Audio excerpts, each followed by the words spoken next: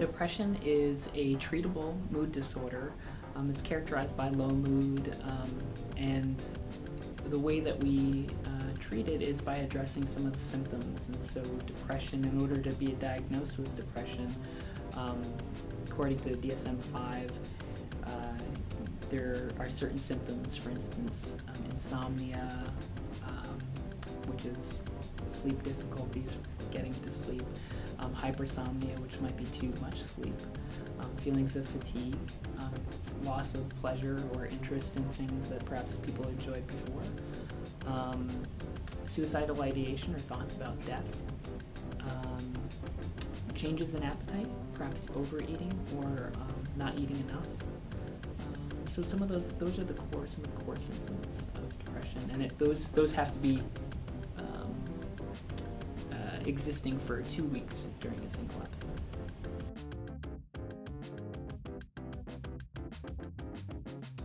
So being sad, sadness is actually a state that it's a normal mood state and something that everybody experiences.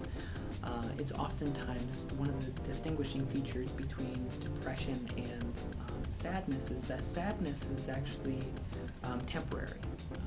It's perhaps occurs after something negative happens, for instance, getting a bad grade on an exam, or losing something that perhaps you are a person, losing something that you wanted, or not getting something that you wanted.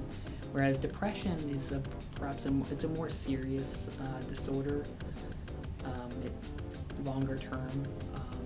And as described, it usually has to last at least a period of 2 weeks.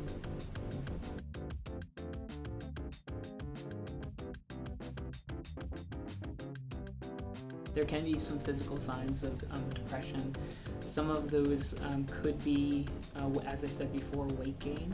That's oftentimes a sign of depression, or weight loss. Another physical sign is a lot of times people will describe feeling very fatigued or lethargic.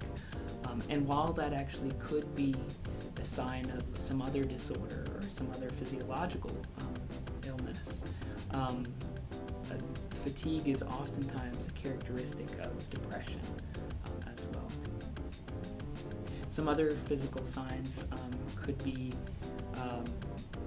and this is perhaps more common with certain people, but cutting or burning, which is considered self-injury behavior, that may be a characteristic of a more significant disorder.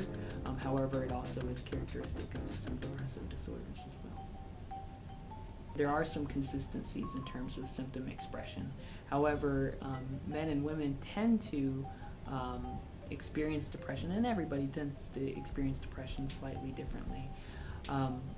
One of the in terms of boys and girls and adolescents, girls may be more likely to feel feelings of guilt or shame. They may exhibit social isolation. They may withdraw from others. Whereas boys may actually act out. They may show signs of physical aggression, irritability. They may engage in risky behaviors, and also alcohol and substance use as well.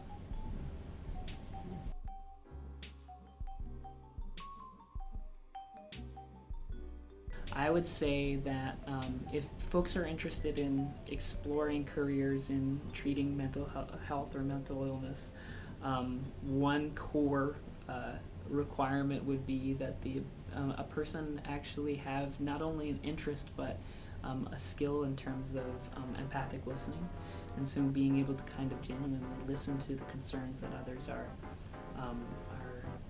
describing, without necessarily the desire to quickly fix something, because there are so many factors that influence a person's mood and the development of a disorder.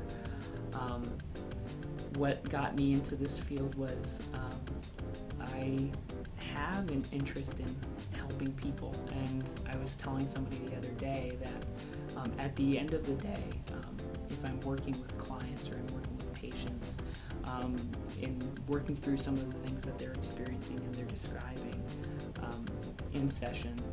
I derive a great deal of joy by being able to be present with another person, and to feel as though that I'm playing an active part in the success of that person, and to see some of those wins and to see some of the people that I work with actually work through some of the goals that they have and overcome some of the obstacles is a sure sign of actually being able to put my stamp on the end of the day and say, no, I've done some good work, or we've done some good work together.